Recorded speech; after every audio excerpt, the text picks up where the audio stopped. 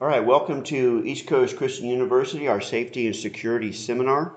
This class is open to both paid students of the university who are taking this for credit as part of the ministry track, and also for our greeters and ushers and members of our safety teams at our various campuses. So if you have any questions on this, you feel free to just call Casey Lawrence at the church number 321-452-1060, extension 102. And she can give you, anything that I talk about in the presentation that you would like to have a paper copy or have a link to it so you can print it for yourself, and she'll be happy to get that for you. Okay? All right. So with that, let's begin with prayer, and we'll get into the seminar. Papa God, we love you. I thank you so much. I thank you for these men and women who are uh, taking the time out of their week to consider and think on those things that responsibilities that they have and that we as a church have to protect our people. To be the watchdogs for the sheep is one way of thinking of it. To be the ones who are just more aware than just the standard churchgoer. So I just thank you, Father, for clarity. Thank you for wisdom and for some just really clear direction as we step through this. And we just give you honor and praise in Jesus' name. Amen. Amen. Okay, so getting to it. First slide. The objective of this course, let me move around a little bit here. Okay, is to increase our awareness. That's really what this is about. It's an awareness thing.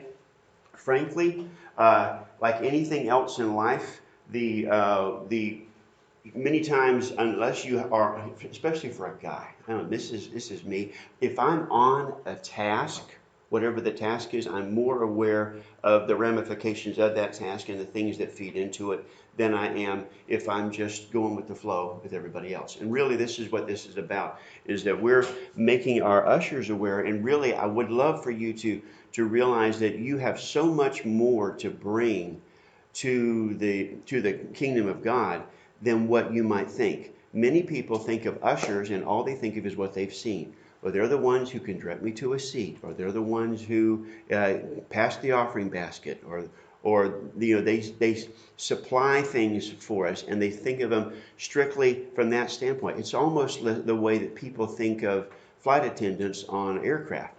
They think of them as, okay, they bring me my coffee, they bring me my snack, whatever. They might bring me a pillow if I ask for it. That's all they're there for. But in reality, they have an incredible responsibility for the safety of all the people on that flight, to know all of the safety precautions, and they're the ones who actually have authority invested in them by the leadership of the airline, and really even by the government, to say, in this situation, you have the authority to, for the sake of the protection of the passengers, to be able to tell this one, you cannot speak, you sit down. But they're able to do that on an aircraft.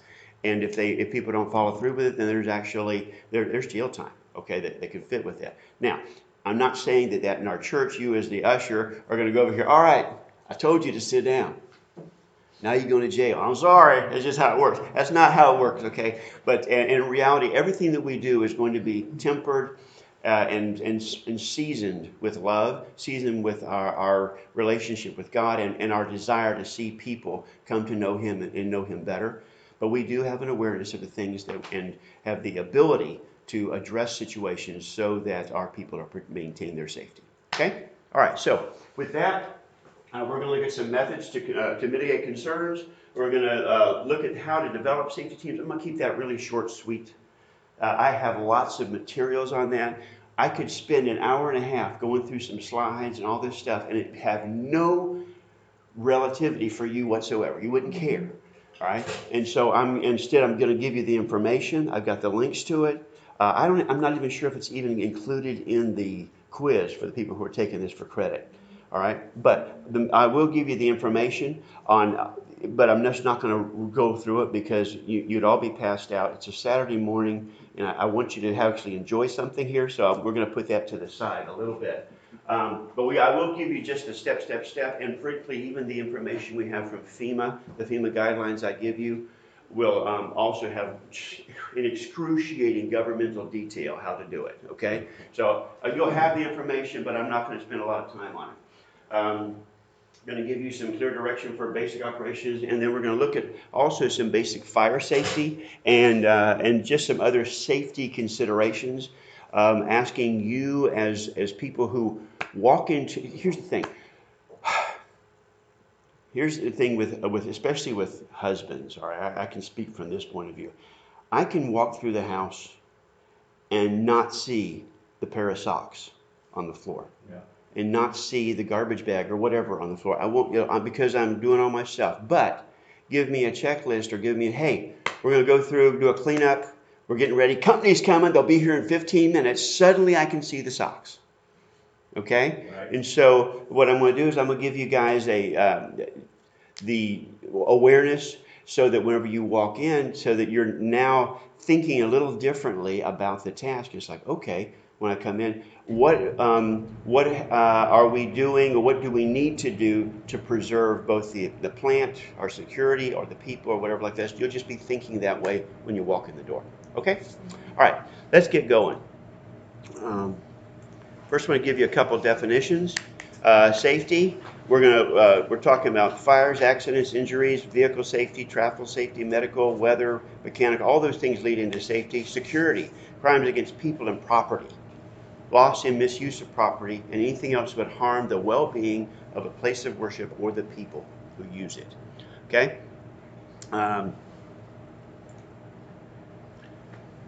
So, we have an enemy whose only job is to steal, kill, and destroy God's children. That's us. He can't touch us physically, but he'll use broken, angry, hurt people of this world to do his bidding. Broken people in the world, in the church, and in the church. What's one of the goals of East Coast in general when it comes to people? What are we constantly trying to do? Yeah, and what are we constantly doing? We're calling them into a place. We're doing something that the normal everyday homeowner would never consider. I'm going to ask for people who are broken, who have serious issues in their families, in their backgrounds, who are thieves and liars, and I'm saying, come on in, okay? Welcome. We want you here. Okay? If I knew that John was a thief, I would not invite him into my house. Or if he did come to my house, I'd be constantly like, how do you do it? I'd be watching him all the time. All right? If I knew that. And so since we know that even people who have been coming into our building for 10 years, 12 years, we don't know their heart necessarily. Okay, and so we must be on our guard, or at least put things bring things to light. I guess I should say. Make sure that things are situated such that we reduce opportunities for things to be hidden, for the darkness, for opportunities for wrong to happen. We invite broken in. Therefore, we must remain aware, prepared, capable, and willing to maintain the safety and security of our whole congregation and staff. Now, here's the thing: tell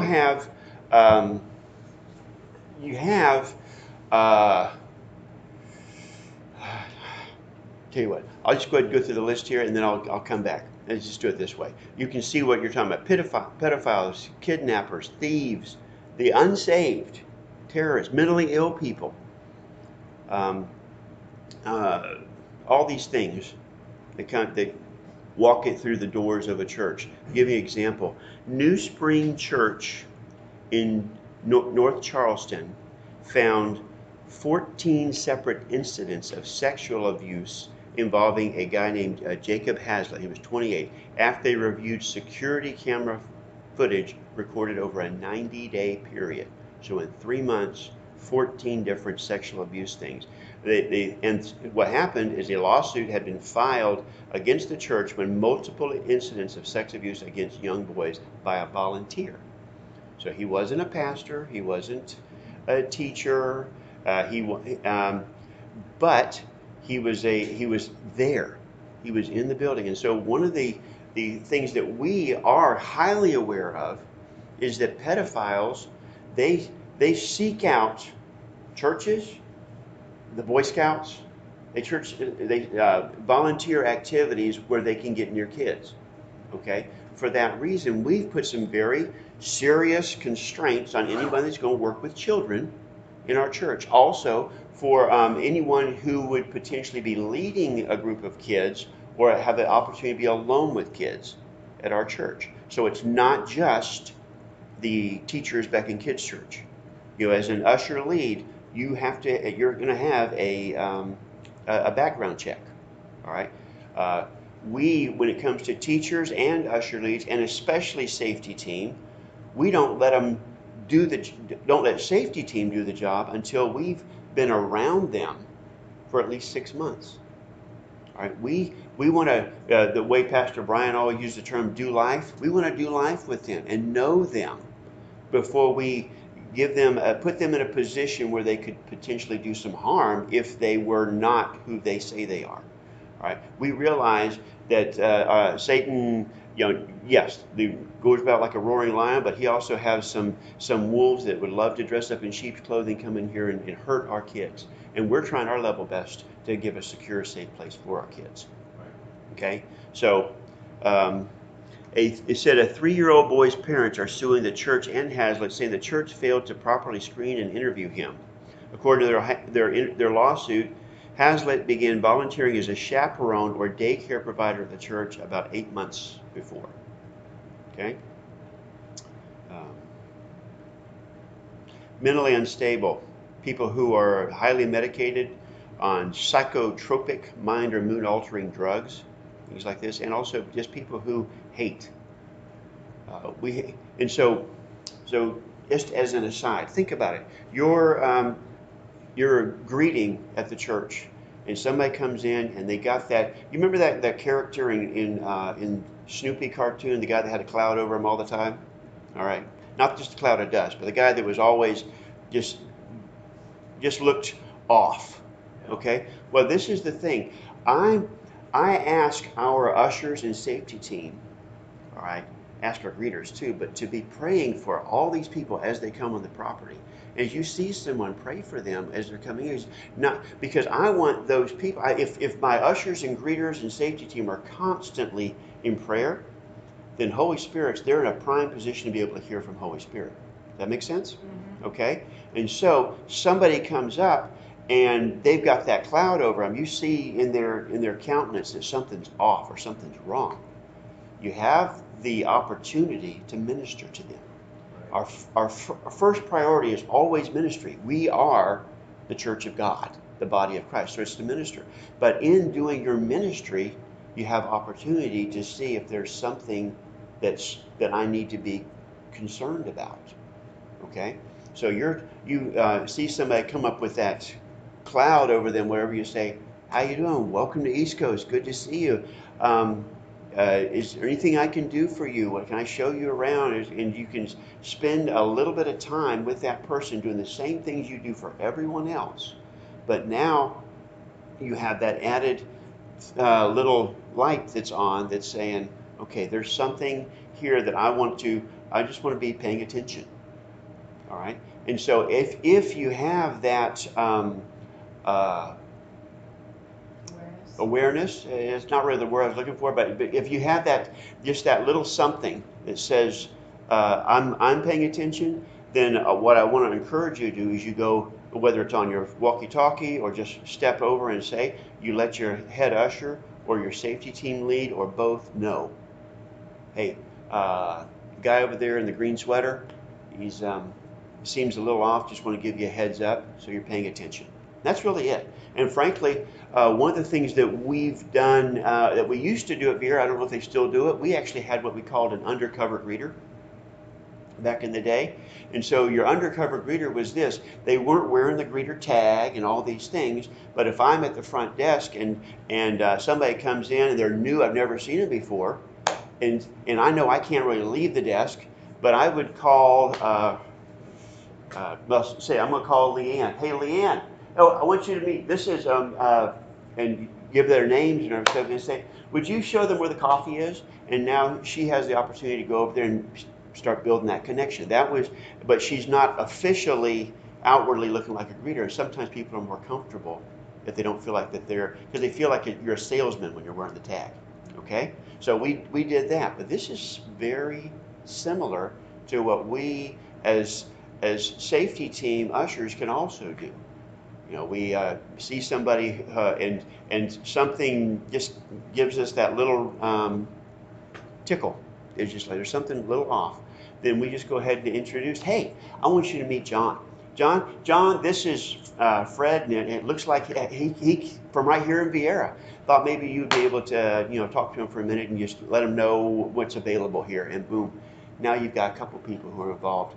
And you're going to see. I'm going to show you a video in a few moments of a live shooting in a church where people were not necessarily paying attention, but I know at least one was. You can see the way they act, that they were slightly aware. So yeah, I'll show you that in a few minutes. Okay, so these are the things we deal with coming in the door. So how do we handle them? We look first, like I said, we're aiming for restoration.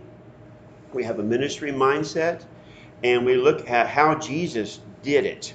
How did our Lord deal with people? That is us.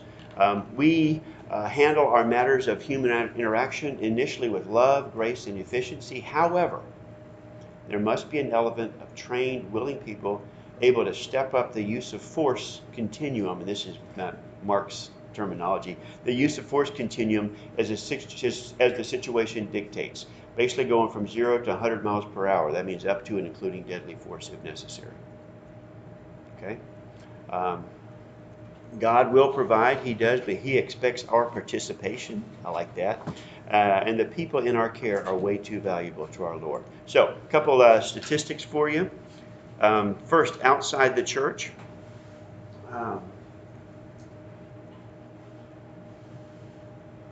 Whenever you had different issues, the biggest things really come down to robbery. I think you can read them better on your sheet than you see up here. And domestic spillover means that you've got a husband or a wife or a girlfriend, boyfriend, or family member who's ticked off, and so they come to the church where their wife goes to, and they go on a spree. They want to hurt everybody there. I'm hurting my wife, killing my wife, then I'll kill myself. Most of them, by the way, they have really a death wish themselves. So they come in, they're on the attack, and then they're more than willing to die while taking out a bunch of people with them. Yes, sir, David. What's DFI mean? I'm going to look up deadly force incident. Okay. Okay? Deadly force incidents. I'm going to give you a link. Yes, ma'am. Can you read down the list?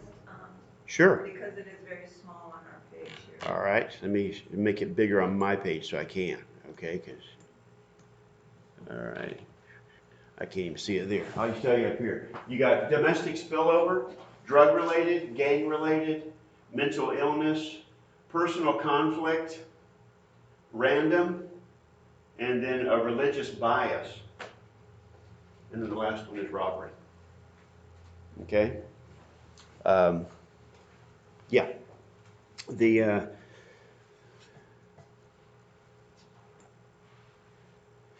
active shooters do not present the only threat to churches. Churches are subject to the same kind of violence that plagues society in general, and that's why we have that whole list out there. Okay, I'm going to give you just so you have it for yourself, there's a website called www.carlchinn, CarlChinn.com. He's done a lot of research on these things, so if you're wanting more information, I can give it to you. But I can give you this. According to him, there were 1,727 deadly force incidents in U.S. houses of worship between 1999 and 2018. It's almost 1,800 in that 18-year period, so 100 a year. Actually, it says over 19 years, so 90.7 incidents of deadly force in houses of worship per year. Comes down to 7.5 a month across the U.S. 28% of those resulted in murder. And I could give you a lot more details, but I'm going to, it's just lots of data. Domestic violence, 743 of those, or 55%. And I already gave you the other details up there. I'm not going to give you that. That's good enough. So, and this right here breaks out and shows the weapon used. Most of the time it's a gun, but also using a knife, a car or vehicle, and explosives. Okay.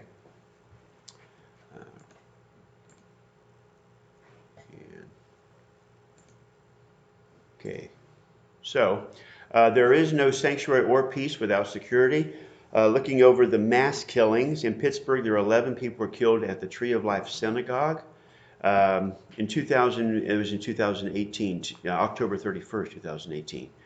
June 2015, the Charleston church shooting at the Emmanuel African Methodist Episcopal Church, in which Dylan Roof, a 21-year-old white supremacist, murdered 9 people during a prayer service.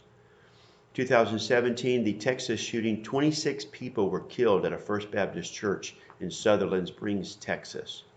Their reasons motivating them were, their primary motive was revenge, but they had other motives: hatred, dispute or marital issues, child custody disputes, congregation disputes, denied services, I didn't get enough coffee. Sorry, I'm just, okay, throwing that in there. Disappointment in leadership's decisions, physical and mental illness, financial troubles, or just mad at the world, or it could be simply anything. Let's see. There is no established profile for an active killer. There's none. And with all the research they've done, there's no established profile. Firearms are routinely used. There's no pattern in the selection of victims. They seem to want to kill as many people as possible. Victims are selected at random or targeted. Hostage taking is not on their agenda, and they will keep going until they're stopped. Okay? So 44% of those killers who attack like this end by suicide, by shooting themselves. 32% are arrested later. 20 are ended by internal intervention, which is what we would need to do. And 4% killed by police. The thing is, the police are, even in our situation here, where we've got a deputy out there on the front, or out there on the steps, or in the parking lot, or wherever they are, for them to, even though they're on the property, to get inside can take them 30 or 40 seconds. And you're going to see in the video here in a few minutes that it was 5 seconds, and he'd already shot several people. Mm-hmm. Okay? And so when somebody comes with the intent of killing, all right, then they're going to try and hide their intent to the last minute, and then they're going to try and take as many as they can. Okay? This is, by the way, this is not a fear thing. You understand that, right? Okay, this is really, it's an awareness thing, because we're not afraid. We know God's got us. We know Holy Spirit's going to make us aware. We've had, over the last 30-something years, a number of people came in that were really messed up. Okay, we've had some people who were had real mental issues and anger issues and all these other things. But God preserved us because people were seeking to minister and care, and we had things de-escalated before they turned into something bad, or people were repositioned. And we're going to go over that in a little bit, just so that you take someone who has this intent, and you basically have a couple people escort them and get them outside. Remove them from a place where they have opportunity to do harm. Okay, so we're going to get into that, but I wanted to give you all the data on the front end. It's a little bit, hopefully not too boring, but the idea is to give you some information. Churches exist to be inviting and peaceful places for people to come and experience the presence of God. And almost by default, this makes them appear as soft targets. But soft targets do not have to be defenseless targets. With the proper planning, preparedness, and practice, churches can respond to an active killer situation with speed and decisiveness, minimizing the chances of death and injury for this type of event.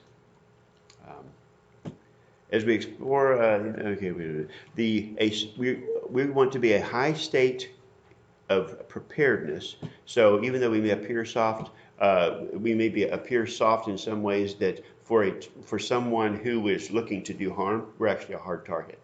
It's why we have the deputies out here. We make them very open, And so because of that one thing, you have people who are like, man, there's easier places if I just want to go and cause trouble. Right. Why in the world invite trouble? It's why your stores will have deputies. It's why your your malls and things like that have security personnel just out there. Because when someone sees that someone's paying attention, then it changes the dynamic.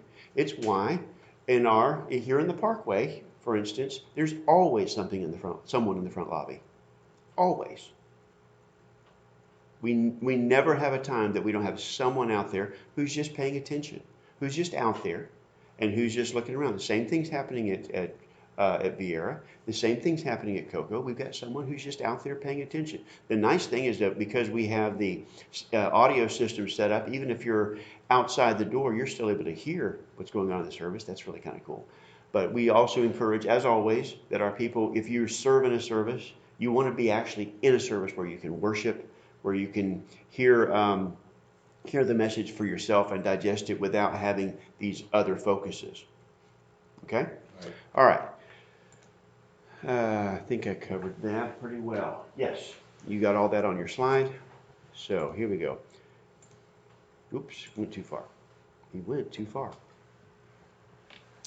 Okay, give you a couple of scripture references here. Zechariah 9:8 says, I will camp at my people and guard it against marauding forces. Never again will an oppressor overrun my people, for now I am keeping watch.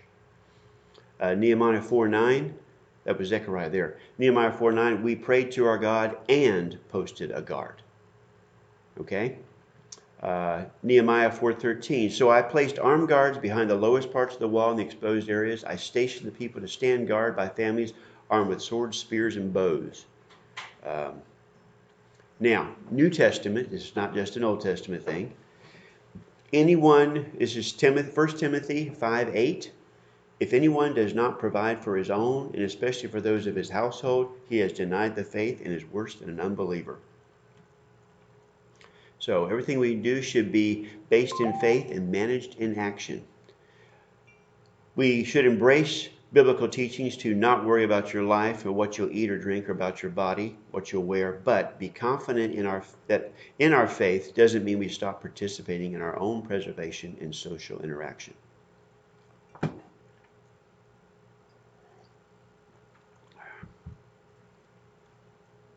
All right, keep going. Now, this is taken from Tina Rowe, and this is something I have the link for you. You can go, just write this down. Tina Lewis Rowe, it's one word, TinaLewisRowe.com, TinaLewisRowe.com. She's got, I actually have I think it's a 24-page slide presentation from her. If you want to be able to use it for your own teams, and I would say not that you're going to go forever going through this long seminar thing with your teams, but to be able to pull out this piece, this Sunday morning, when we get together or when we meet for coffee or whatever, we talk about this little piece. Okay, and so the nice thing is you can go through hers and you could actually have topics for the entire year with just this one little presentation. But then you just talk about the individual thing. And I'll give you an example. Now, we don't have to worry at Viera right now at the high school because we take everything with us. We put it in a trailer and we haul it off and we put it somewhere. But when we have the new facility, you'll do a walk around definitely on a weekly basis, maybe more so than that, but you'll do a walk around of the facility just to look and see, are there places, has anything happened to make it easier for someone to break in and steal? Okay? For instance, we walked around the children's ministry building here, this building, and we saw that, well, we had a window in the back that someone had left it unlatched. Easily someone could have slipped it up, come inside, and would have had access to a lot of valuable computers and camera equipment and all those things back in our graphic department. And it was a place that was in the dark. So it's important that we do our walk-arounds two different times. Once in the daytime just to see, but also after hours to see what's not lit up. Because when things are lit, or when there are cameras, when people are watching, or even people think you're watching, it changes their activities. Okay? So it's more than just, okay, now I've gotten off. We were talking about crazy people coming in and damaging, but there's also more damage done to stores and businesses and churches by people stealing than there is by, the numbers. You think about it. You were talking about 90-something people killed per year throughout the entire country. That's actually a very small number. Yeah, But as far as churches having people vandalize or steal, it happens all the time. Right? They consider us to be soft targets because many times our guard is down because we're just bringing people in. So here we've actually established a long time ago, whenever you come into the building, you come to the front office, you don't get to go through the whole place unless someone goes with you, or they'll call back. If I have someone coming to see me, Miss Ernestine's our front desk up here. She'll say, hey, Pastor Marv, we've got someone coming to see you, and then I'll either come up there or she'll point them back, and it's a straight line to my office. But I'm looking for them. Okay, so and we have alarm systems, and we have locks on windows and things of that sort. Okay, all right. So the information she has is really, really good. That's why I want to give that to you. Moving forward, we're looking at a whole church approach. So first, we're looking at first and foremost children. Frankly, at Cocoa Campus, our deputy, I have him stationed back at the Children's Ministry Building. Okay, that's where he spends 80% of his time. He walks up to the front, he walks around, he looks around, stuff like that, but he spends most of his time back there. And our Children's Ministry Building is set up so it has one entrance, 3 exits. Okay, they can all leave, but those doors are locked and they have push bars on them. Same thing we do in this building, same thing we do over at the Parkway. To come in from the outside, you come in through the front of that building where someone can see you. If you can't come in the sides or go up the stairs or outside, all those have breaker bar, push bars to leave. But coming in, you only have one entrance that we're able to monitor. Does that make sense? Yeah. Okay. So when it comes to children, that is our highest a place of awareness, and so we like I said at the very beginning, we do our best to monitor and know people before we give them any kind of access to the kids, and then we always make sure there's someone there with you. And I'm going to tell you this, and this is something, John, that you'll want to pay attention to especially when we get over, we start having separate rooms that are able to be closed. You never have an adult with a child alone unless it's the parent. Okay? And when you see somebody in there, and their kids, because I learned this back whenever I was 20 years old. The first time I ever taught at a children's church up in Tennessee. And I had this kid that was acting up, and they had that little restroom. And I went over to pull him aside, and the director, she came over, she said, "What are you doing?"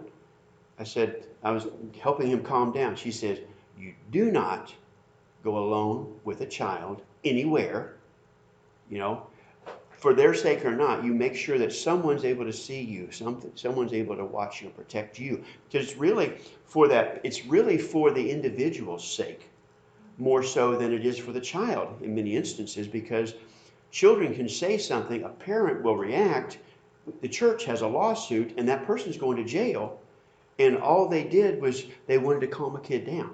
That's crazy. So we always make sure that that there's always 2 people, 2 adults, and that you're never alone with a child. Okay? So places has to do all the places where our church organization conducts activities. This is including things that are not just a church. It's also offsites. When we go to summer camps, conferences, things like this, we need to be aware as well.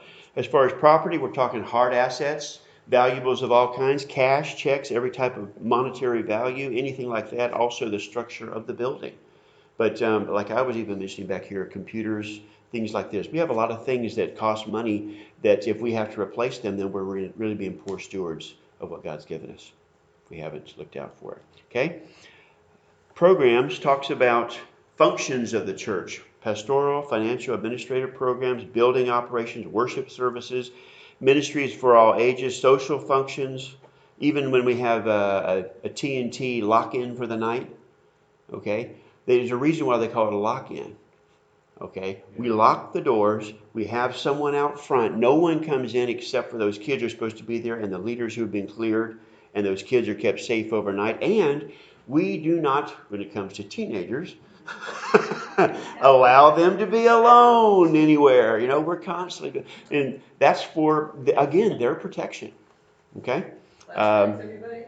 Yeah. Special events and holidays, safety and security programs, assistance and outreach, even when we deal with the overlook. And we go out there, we make sure that we're being highly aware. Volunteers such as greeters, ushers, schools, sports, etc. And when we talk processes, whether it's counseling, you'll notice this is a counseling room over here. Okay? Window. Okay. Okay? I don't care. If I'm meeting with a woman at all, I always have a clear line of sight for anybody. And I try to keep, now if it's something that we're wanting to keep confidential, yes, I may shut a door, but there's a window and I'm on the opposite side of the desk. Okay? I'm in a different chair. We're not side by side. We're not holding hands or whatever. Okay? It's not happening. And so this, yes, it applies to the pastoral ethics thing, but also to the idea that we keep an eye out for the protection of the individual and of the pastor, whoever, the counselor, the counselee. We're protecting both by making sure you have everyone's able to see. Everything's in the open. Nothing is done in darkness. Nothing's done in secret. Okay? Or even the appearance of evil. Exactly. Very good. When it comes to collection, handling of offerings, there's always at least a two-man policy for that. I know you guys know that one. When we receive it, when we deal with money, there's always two hands on it, and neither of those hands is the pastor. Okay? Why? Appearance of evil. Right. I don't know, nor do I care what money comes in to this church. God's got my back. He takes from me. I don't need to know. I don't want to know. Okay? And so, whenever you're receiving it, you're signing off, you're putting things, you have the secure bags, you have the safes, all those things to provide for protection of the offerings. Inventories, inspections, assessment, maintenance, these are all processes within the church or within any business for that matter, that are meant to add to our security and safety. And considering all this, you can surely see the potential for harm or loss in any of these areas. And I'm sure by now you can see that this is also these are opportunities. Any of these things are opportunities for us to do better, to do right, to do safe, to do secure, or to blow it. And so we want to be leaning into the side of really protecting the church and our family, our church family. All right, let's take ourselves a short break, about 5 minutes. Grab yourself a cup of coffee. Okay, this is our second session of the Security and Safety Awareness Seminar. This is the part that I'm going to run through quickly. You will be welcome and glad I did this when you see what's here. Okay, but this is on how to develop the high-quality emergency operations plan. I'm giving you a copy of FEMA's book on how to do it. Okay, and so you're going to see a few slides here. I'm going to scroll through quickly. Talking about having an EOP, emergency operations plan, that's integrated with your first responders, whether it's fire department, law enforcement, emergency medical services, all of those, working together with them. We have a tremendously terrific, awesome relationship with the police department, sheriff's department, with the fire department. They know when it comes to all of our events, we inform them. Matter of fact, when you just get a permit to do an event, you have to notify them of what you're doing, the plan, how many people you're expecting to see, all of those things, and what portions of the property are going to be covered. All those things are part of your of the permitting process. But on top of that, we already have, like I said, a good relationship with the sheriff's department. So it's just part of how you do business in society today. To me, one of the biggies, and this is for people who are taking the class for credit especially, planning for any of these things has to be supported by the leadership of the church. Okay, if I was to assign to John, since you're the lead over at your campus, I would say, all right, John, come up with an emergency operations plan for the church to help us with safety and security. Boom, you got it, man. And then from there on, left it in your hands, and then did not support you. And whenever you brought up, okay, looks like we need to have we need to put some lights up over here, and we need to have have an additional security person in this location, and we need to pay for this, and then we say, oh, that stuff sounds expensive. Tell you what, why don't you just let that go for now? Boom. It's like you wasted even having the conversation. That's right. All right. So it has to be supported by leadership. And so this is why I've included this as part of the ministry program at our church, so that all of our people who are leaning in towards moving into ministry in the future, that they have an awareness of the need and the background, so that when it comes time to discuss these topics, that you will realize this isn't a game, that this is important. And the reason why I have you guys in here is ushers and security team for your safety team, for your location, is so that you raise your own understanding of the value that you bring to the church in fulfilling your tasks. Okay, it's really huge. And I like this picture. We came up with this 2 years ago, of the idea of the sheepdog, that he's constantly vigilant. It's not that you're herding the sheep, herding, H-E-R-D, not T-I-N-G. Okay, all right. Herding the sheep, not so much that, but that you are constantly vigilant, paying attention. Okay, someone has to do that. All right, and again, it comes back to also why I like the idea for you to have a time that you're able to come down from that and just participate as well, because one of the issues we've had in the past, and I believe this is going to be in any church, you have people who are on a task and it's all they do is the task, and so their relationship with God suffers, their relationships within the church suffer, things like this, because I'm just doing this job. And so I really want to encourage you, yes, when you're on duty, then be that. But when you're not on duty, be the flock, be part of the church, and allow yourself to, even when you have that natural vigilance, and some of us, it's just how we are. When I go to a restaurant, I'm always seated so I can see who's coming in. It's just what I do. All right. I don't like being in a situation where I don't know what's going on behind me. Right. Okay. And so, but at our campus, I like for people who are inside the church to know that there's somebody out there watching. Therefore, I can relax and I can focus and I can hear from God and I can enjoy the entire experience of kingdom life. Okay, so there's a balance there. I just want to make sure we talked about that a little bit. To me, that's more important than developing the plan itself. Is to know that there's times when you're on, times when you're off. Here we go. Prevention. Prevention is the action houses of worship take to prevent a threatened or actual incident from occurring. Protection focuses on ongoing actions to protect people, networks, and property from threats or hazards.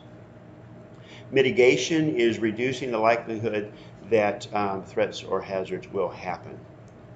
Okay, let me see. I think I had a couple of things to go with the slide. There we go. There's all the words I had. Boom. I hate it when they do this. Here we go. And let's see. Response saves lives and properties and facilitates the transition to recovery. The reason I mention that is this. Response, we have, say we had and I don't even want to go even with the active shooter scenario, but we have a fire alarm go off. And then, do our people know what to do in our location if a fire alarm comes off? Do they know where to go? Most of them don't. Okay. One of the things we discussed before in teaching this class was, why couldn't we once a year, do tell everybody, have a 2-minute as part of all our other presentations. Say, hey, just want you to know, in the event of a fire or something like that, you're going to have ushers pop up. Like here in the parkway, I'll give this example.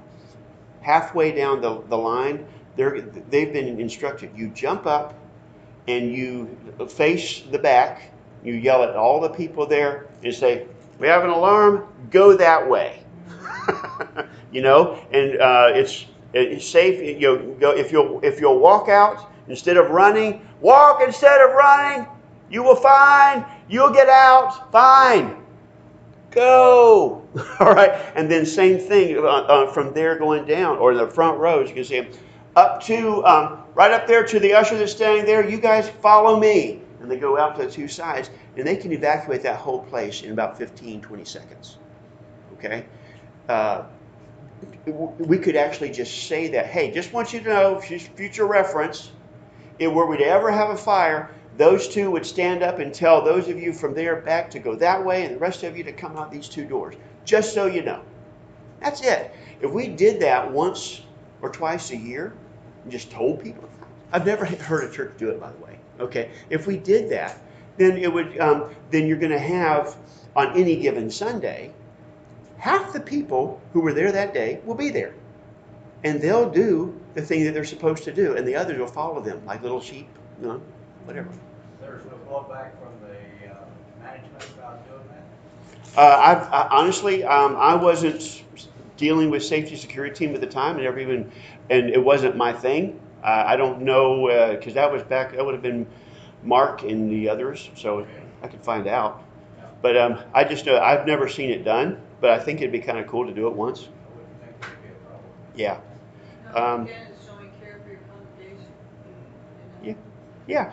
They do it at work, you know, they do Yeah. it. People don't have a problem. They do it on the planes, either the Yeah. exits, you know, and it's true, you've got a big group of people, especially Yeah. bigger churches. Yeah, but even at Cocoa, we know that I could easily, from the front, because I got the microphone, could easily tell, okay, everybody third row forward, there's a door over here, there's a door over there, get outside. Okay, we'll meet out in the parking lot. There'll be ice cream, whatever, go. And then we'll, same thing going back and we could clear the place. It's just an awareness, yeah. because, you know, Yeah. you don't look to the exit. But here's another function, and I'll get into that when we talk some of the basic plant security safety things later, is how you make sure you have good flows for people in emergency situations. Okay, the majority of prevention, protection, and mitigation activities generally occur before an incident, and they're mainly meant to be proactive. Response activities occur during an incident, or recovery activities that can begin during an incident and occur after it. Those are reactive. So you got the prevention is what we're aiming to do, and so we want to think ahead of time. Okay? All right, moving forward.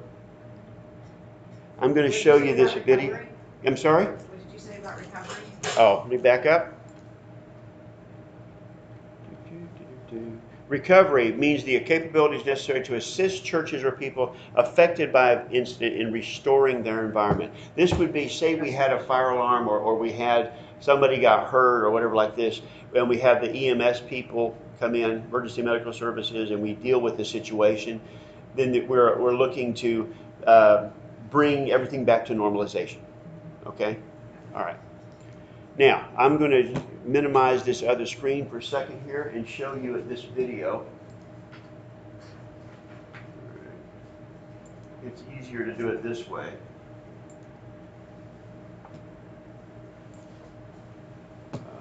Okay, now let me get the other thing.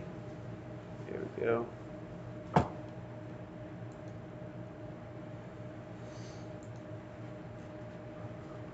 we go.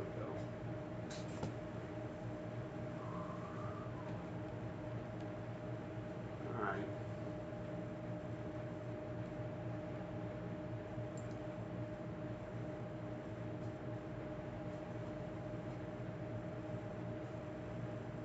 Texas church shooting. 48 seconds is this whole video.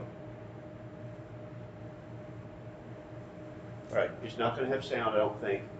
See the guy pop up back here? He steps forward. He leans over to talk to, looks like the head usher. He backs up, pulls a gun. Pow! Shoots the other guy.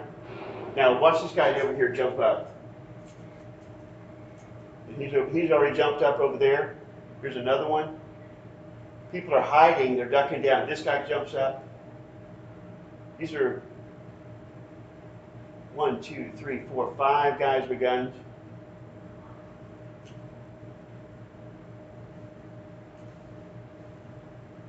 And he's already down.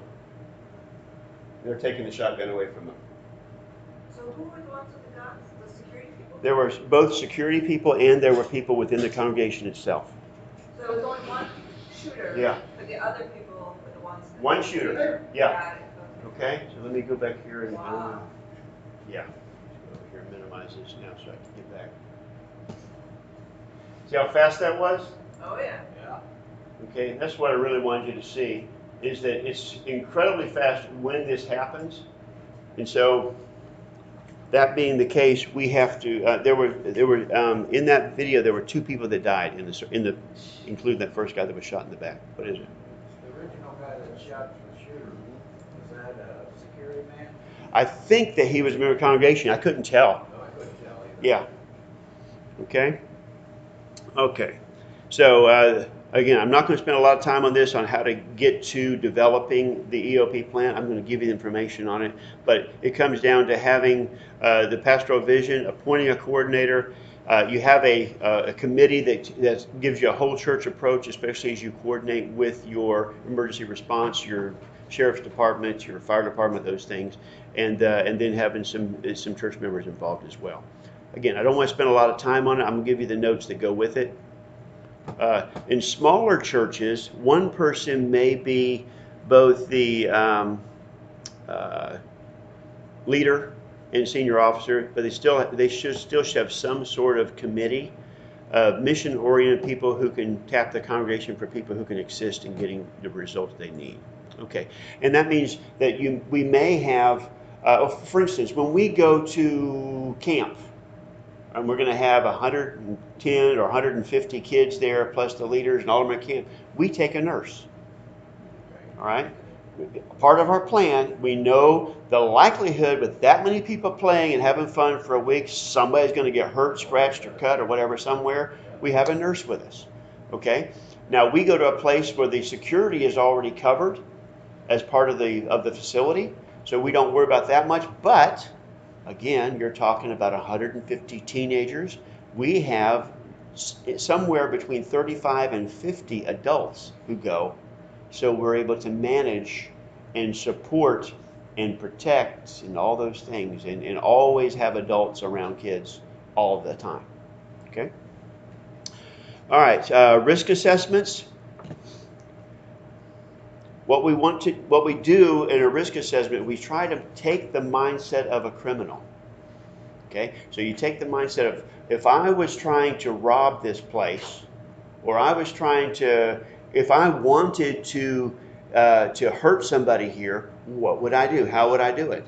And then we try and approach it that way. So when it comes to robbing the place, I'm going to aim to be in the dark. I want to be able to come after hours. I want to know. I'd like to look at the place in advance and see where the weak points are, so I know where to attack. Okay, and so frankly, one of the things that works to our benefit, and for most businesses, when they have, even if the monitor was inactive, but just having something that looks like a camera or looks like a motion sensor, that can deter people from even approaching that area. You know, lights deter people because they want to be in the dark. All right. So all these things, they're actually kind of passive things that will protect and make us a harder target for someone who's wanting to do wrong. We want to look for hiding places near shrubbery that's not being maintained, or that's too close to our doors or windows. Concealment points, hiding them that were police to drive by. That concealment point coupled with a lack of lighting makes those places of concealment a piece of cake. All right. So let's see, what do I have? Okay, so I already gave you other details here. It's easier to read yours than it is on mine.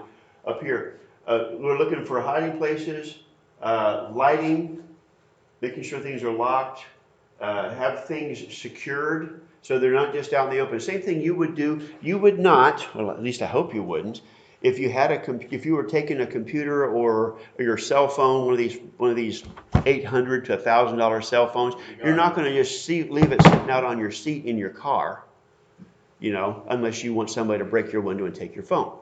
Same thing. We don't have windows to the outside or whatever, so people who will have that temptation. Same thing with having locks, padlocks and things like that. We all know that locks only keep honest people out. That's it. Okay? But it does, if we have a lock put on something in addition to having lighting, in addition to having it, there's not a lot of hiding places nearby, though if a thief knows it's going to take me 30 seconds to a minute to break into a lock, and I'm going to be in the light with a camera, and there's no place to hide, it's like, do I really want to do this? Okay? And so we just want to disincentivize them so they'll want to go someplace else. Okay? All right. If he's hopped up on drugs, there's nothing you're going to do about it anyway. Yeah, true. I already talked about risk assessments or vulnerability surveys. Whatever plans that we come up with need to be published and need to be put in the hands of people. The same way, honestly, when it comes to any of our other policies or practices, when it comes to, for instance, at Vera, I would bet that your usher team has something that says this is how we usher, or this is the checklist of what we do. You have something that says here's, so that you're able to train new people. If you don't, then you need something like that. Same thing for all of our departments. There's something that says this is how we do our job.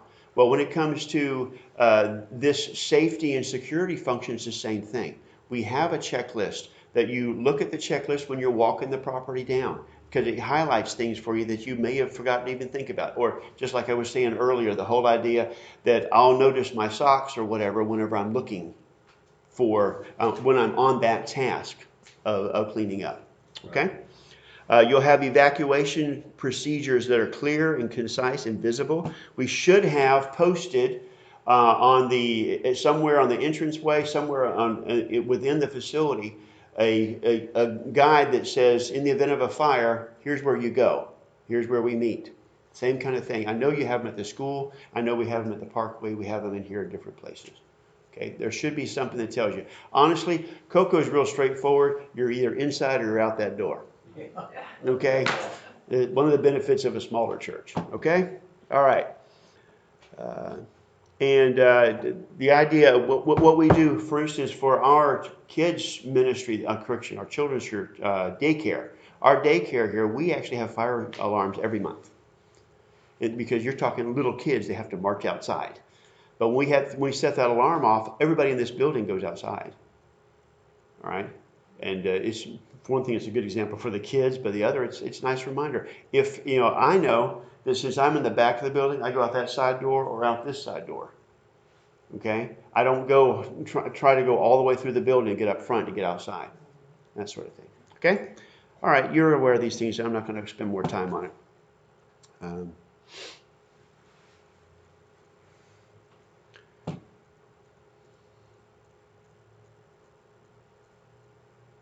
Okay. All I really want to pull out of this is I want to talk about the training of your volunteers.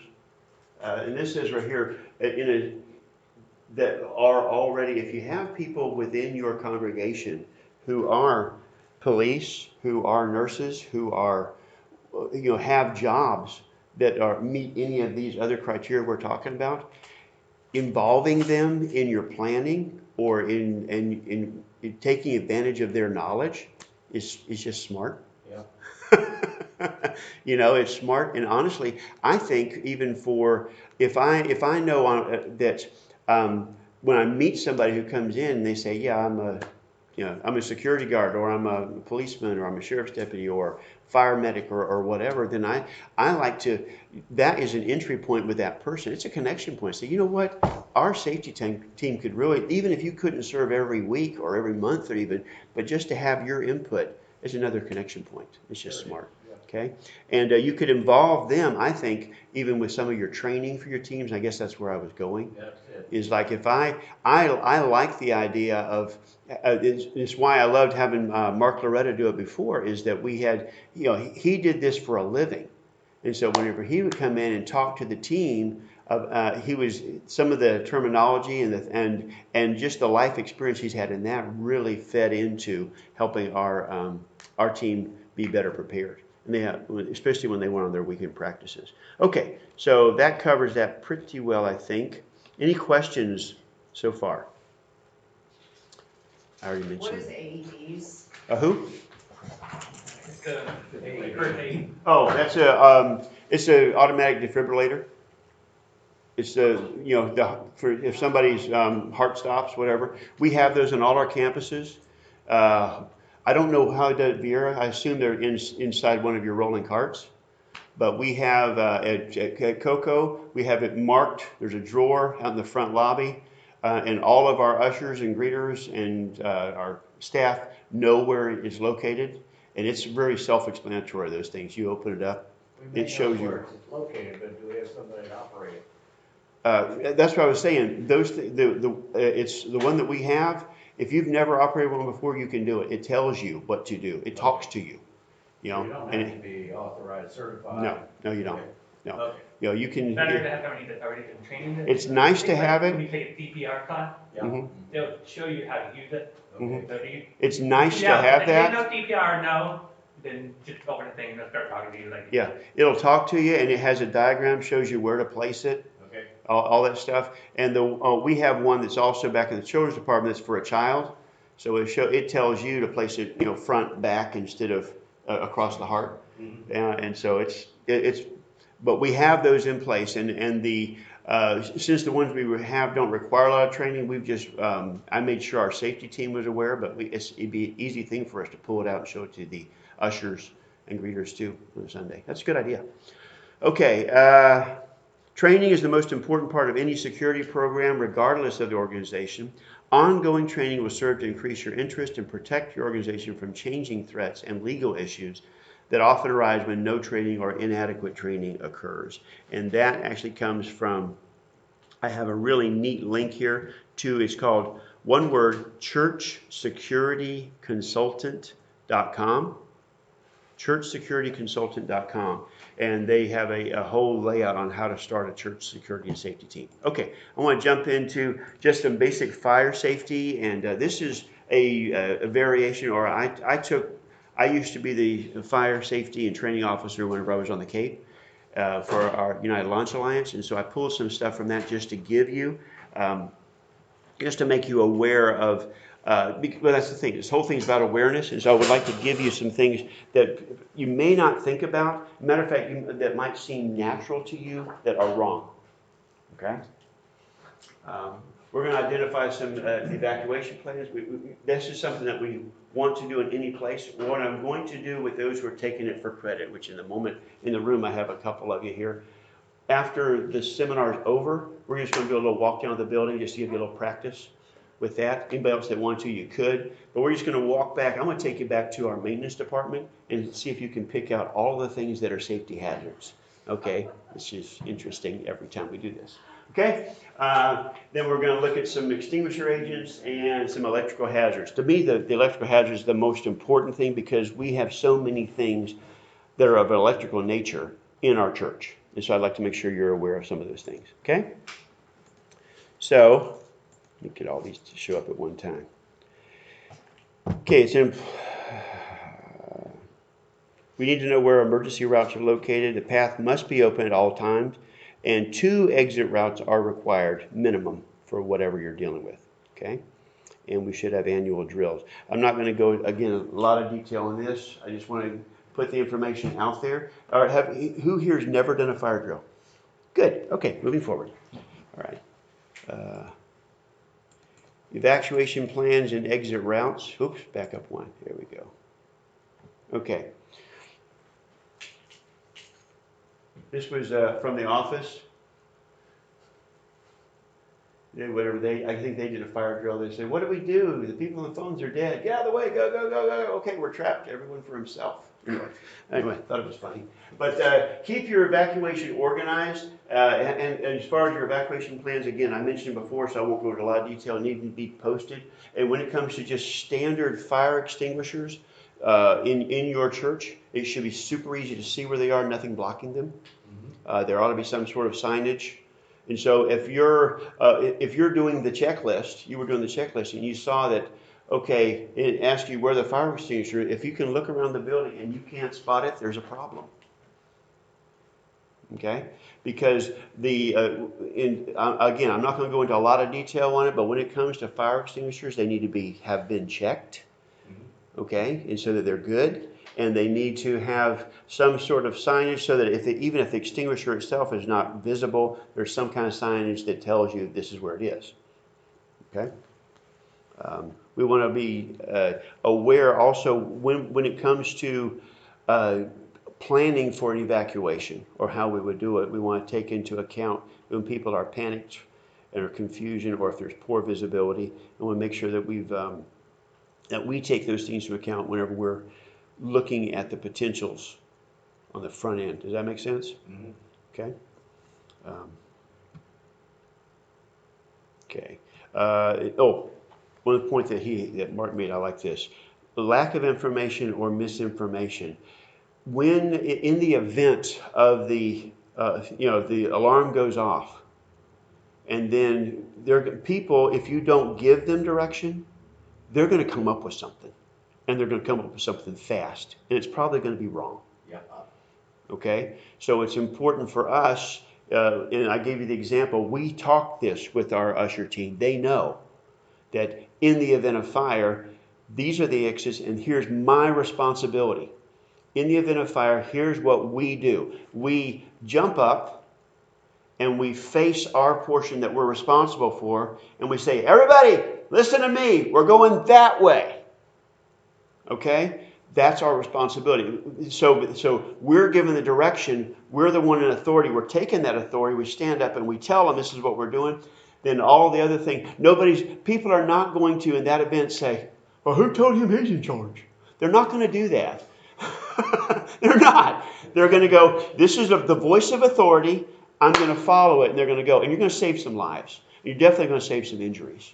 Okay, so it's important that you have your zone. It's the same thing, and this is something that Pastor Brian brought up a while back, just talking about your usher zones. There's also such a thing as taking ownership. If I am assigned, if my section of the sanctuary over here at the Parkway is I've got from this row to 8 rows back, this side and the center 8 rows back. This is my section.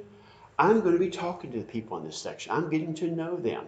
I'm connecting with them, right? If I do that, that's another reason why they would listen to me, okay? And yes, that's a selfish reason, but it's another reason why they would listen. But also, I am taking ownership and I am pastoring this section of the church because it's my assignment, and I'm going to do my best to pastor. Same thing on your usher, and this is off topic, but I think it's important on every single serving team in our church. If you're leading that team, you're pastoring that team. And if you've never thought of it that way, you need to begin to think of it that way. I have a responsibility to care for the people that I'm serving with. And so since I have been authorized, I'm the leader of this team, then I'm going to do my best to pastor them. So I'm going to talk to them, I'll find out what's going on with them, pray with them, support them, all these things. It's another function. All right, let's keep going. And get all these to click up. Okay. A tabletop exercise, do I have that? Okay, responding to an alarm, mock tabletop evacuation drill. This is strictly for you whenever you're developing your plan. You know, we talk about it in advance and we say this is what would happen, but then we're actually going to work the plan that we come up with. Okay? That's all I don't want to go any further than that.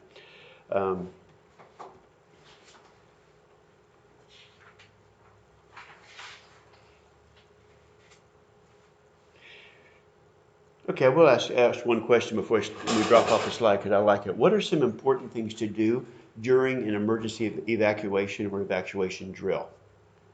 No bad answers. Go. Leave. Leave. Okay, got it. What's some other things that you would do if I was the one that even was notifying people? Or if I'm working in office or something and there's important equipment and stuff like that. Was there anything? What would I do? Go find the breaker panel. Okay, so you can shut down the power to it. Right. Okay, what else?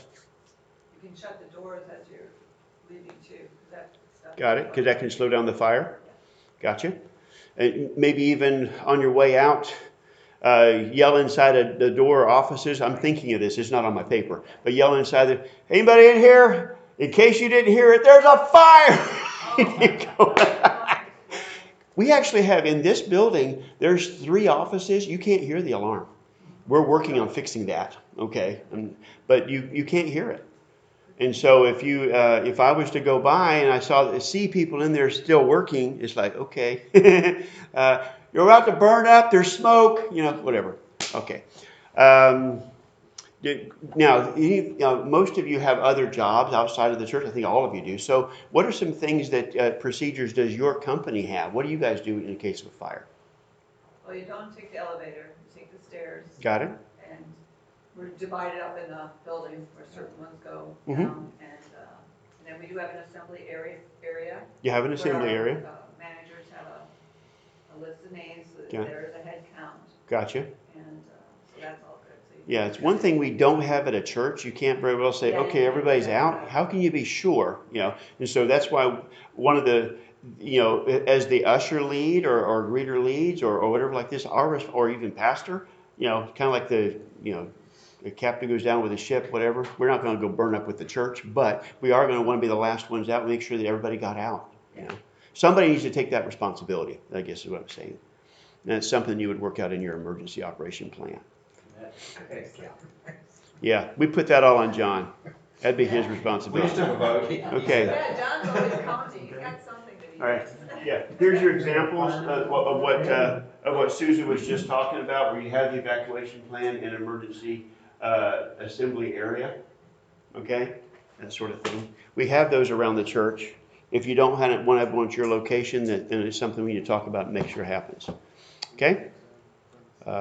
They should have exit accesses, exits themselves, and an exit discharge. This is important. Per the law, you cannot have, on the way to an exit, have the pathway become constricted. It can't narrow. It can open out, but it cannot narrow. I mean, I know this is logical, but I've been in restaurants before. Whenever I sat down and I looked back and I saw the rear exit, because they had positioned me all the way back next to the kitchen or whatever like this. I'm sitting there, I'm looking back, and I see the rear exit, and not only does it have mop buckets and all these things in front of it blocking the exit, but it had a chain on it. And I was like, I went up to the manager of the restaurant, because he was right here on Merritt Island.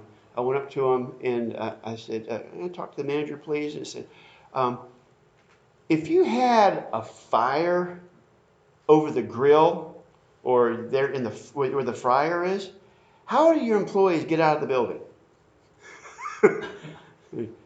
And he looked up, he said, well, of course they would go, oh. That was about as far as it went. He said, I get it. I said, okay, because I don't, at the moment I don't feel real safe. He said, let it go. But I like the idea of us being aware that we don't want to create constrictions. And so when you're doing your walkthrough back here in the maintenance department, if you see, and like 80% of the time you will, but if you see things that are blocking the other door where they could get out in the event of a fire, and by the way, many people are concerned when they think about fire, and I'm probably getting ahead of myself, it's probably in the presentation. Here's an example of that door. Okay, that's the exit. Okay. Say notice use for emergency only. Yeah. Okay. It has to be unlocked. Have to be able to open it from the inside. That's why I told you we have breaker bars on the way out of all of our places. Okay, keep going. We have a ceiling. According to the law, a ceiling must be at least 7.5 feet high, with no projections coming down reaching a point less than 6 feet 8 inches from the floor. That's just fire regulations. because you have 6'9" people, 6'9" people who will hit that, knock themselves out, they get crumpled, and it's really a sad thing. It has to be at least 28 inches wide at all points, and that's not that big, okay? All right, but it has to be at least that big for any exit. All right, you really want, if you can, you want it to be 3 feet or 4 feet or whatever else. And you definitely like it to open up when you get close to it. You don't want it to constrict. I mentioned that already. Well, one of the things we deal with at Coco is we have a 28-inch door, and then we have this little hallway. This is behind our drum set. Behind the drum set, and then out a door that's 32 inches. So the door opens, it's wider than the door that you're actually getting to it, so that's a good thing. However, when people put music stands, guitars, all these things in that space, they constrict it down less than the 28 inches. Now it's illegal. And so, David, I'm letting you know, when you're doing the walk around, you see that, you know, it's just a quick reminder to the band, you know, hey, when you put those things in there, you've constricted the fireplace, firing thing. I'm going to move it myself to help you. I want you to be aware. If we do that, we're potentially putting somebody at risk. Okay? All right. And it has to lead directly outside to a street, walkway, or assembly area, public way, or open space. It cannot just lead into another room, is the point. Okay? All right. I liked this over here. This is a hotel I was at, having the exit sign down at the floor level, because when the place is full of smoke, you're going to be down low anyway to be able to see. I like that. I thought that was cool. That was a hotel when I was up in Lake City. Okay, all right. You already have all this information. Any questions on it? On the fire plan?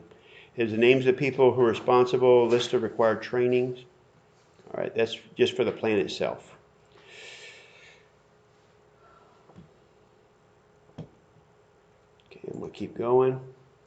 Flammables. I wanted to mention this one because back here in maintenance, many times people think that if I don't have gasoline, you know, or something like that, then we're probably okay. But there's a lot of flammables. And we actually have a flammable locker back there, a big yellow locker that's less flammable on it. So that's where our aerosols and our paints and our cleaners and all those things like that go inside. All right, but flammable is also something you may not think of is dust. When you have in back there, they're constantly cutting things up, and they have a lot of potential for lots of dust to be in the air. What we've done to mitigate that here is we actually have a big vacuum system. So when you're going to be cutting, we have it set with a remote control. And so when you're going to cut, you turn the vacuum on, and it pulls as much of it as possible over into this big bag and outside the building. Right. All right. But dust itself, if there's enough of it in the air, then it's easily just a simple spark can light it up and can just make the whole place just burn up. That's what happens in silos and things like that. You'll have them explode. It's crazy. Okay? All right. I'll give you examples of some of the other liquids and things. So we'll keep going. Sources of ignition. You have that information. Sparks and heat sources. This is important because this happens in every single facility. As a matter of fact, you can go over right now in back of the parkway, back behind the baptismal in that area. We have in front of the electrical panel, because there's like 6 of them for that building. On the floor, we've marked out in yellow tape that this is a no parking zone, because we have carts and we have music stands, we have all those things. They're not allowed by law to be within 36 inches of the panel. To ensure the necessary 36 inches of clearance left in front of electrical panels, that a working width of 30 inches is present. Many workplaces combine signs with floor marking tape, which is what we've done. And we also, on that walk down, frankly, what we've done is our cleaning crew has the authority in this, because they're the ones who go through all the areas all the time. If they go through and they see something's there, they do 2 things. One, they move it but they've been taking a picture of it and sending it to, in this case, probably Chris Johnson or Lane, or whether it's production or worship team, whoever, so they're aware it happened again. So they can then tell their team, and frankly what they do in their meeting is they just have the picture. Here it is, it was in the zone again, this is not what we do. Okay? And so what I want to empower your team to do when they are doing walkdowns and they find things that are broken, they want to be able to, I love taking a photo and giving it to the leader who's responsible. Fix it, but give it to them. And so then, and this is a management thing, all right? But if I have to tell the same team 3 times, on the 4th time or 3rd time, whatever, I'm notifying not only the lead that I gave it to, but also their boss. And I give it to them. And so whenever they see it 2 or 3 times, then things get taken care of. If you keep telling the same person and nothing's getting fixed, you go to their boss. And if it still doesn't there, just the repetition, it's like the unrighteous judge or the unrighteous king. Remember there, where they, just because they kept knocking, he finally said, sure, have some bread, shut up, whatever, It's the same kind of thing. If you're not getting the response, and yes, this is not normally part of this class, but if you're not getting the response and you've done it a couple of times, don't give up. Just include their supervisor or manager, and so so it can get addressed. Okay? Because we're looking at having permanent solutions instead of me constantly being the one who's moving this stuff out of the way. Okay? Yeah, and it's not a blank game. No. We're all learning. Yes. And also, it takes a while for new behavior to, just repetition. Exactly. So And you're going to find that's that. the thing with your teams, because you're going to lose support, or you're going to lose the morale of the team if it's, oh, I'm after you, and look at you did it again, and Right. blah, blah, blah. Totally agree. Again, you got to demonstrate and Yeah. say, hey, this is, we're training you in the way to go. Yeah, and frankly, it's giving people the why is a big piece of that. So yes, we do draw attention to the issue, but we give them why it's important. It's not because there's a fire regulation that says we have to have this space or this. It's because in the event of a fire, we want the fire personnel to be able to get to that breaker and flick it off, so that they don't cause more trouble whenever they're trying to put out the fire. And in this case, with the electrical panel with metal cart, the reason you're keeping it out of that zone is because when that metal cart hits that electrical panel, Right. you have voltage. Yes. You'll kill the person that had the cart. And they don't realize that. No. They're not really, And people don't think that way. They're normally not around high voltage Yeah. sources. So, Yep, yeah. I'm with you. Okay. It is important. Again, I don't want to go into a lot of details because a lot of this doesn't matter to you. But when we are coming up with our overall plan for emergency actions within the church or within departments, for instance, like honestly the one here at the church, the biggest one is going to be maintenance.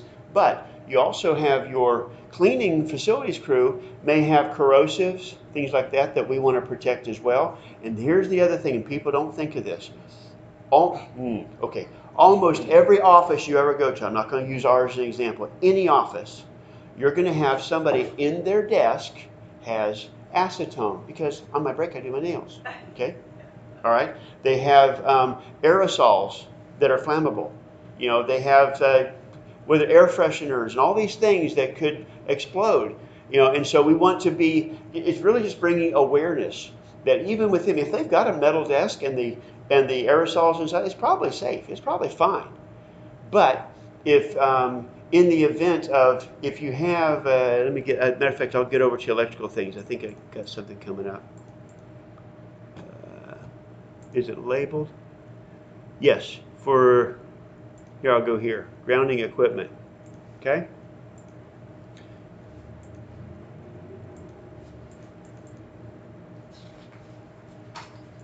Okay, I'm getting ahead of myself, but I wanted to show you, because I'm not going to spend a lot of time on this, extension cords, okay?